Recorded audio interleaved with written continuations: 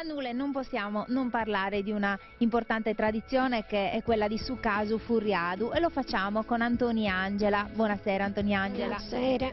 Che è un po' in qualche senso protagonista, diciamo, di questa tradizione, vero? Perché come nasce la tradizione di Sucasu Furriadu?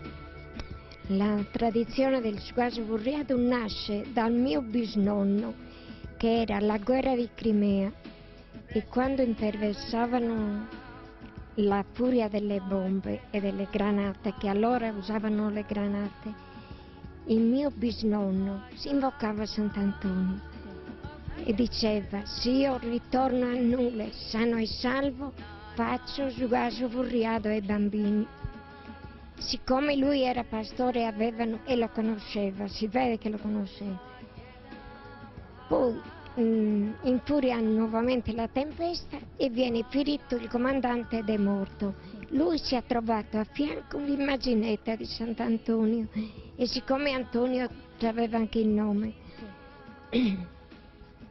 la raccolse e diede gli ultimi estremi per il capitano, e lui è ritornato a Nule.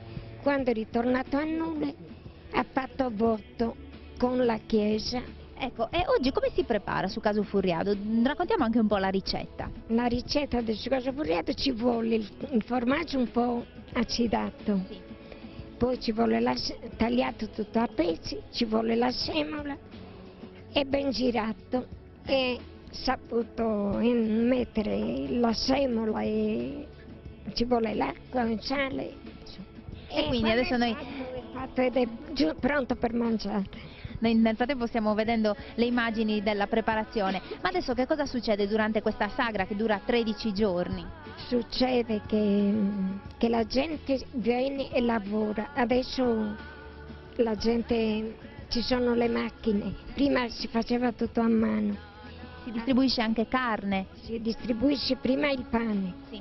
poi la carne, e poi Sucasu Furriadu a tutto il paese. E si mangia e si ballava e si balla ancora e si canta E si prega. e si prega.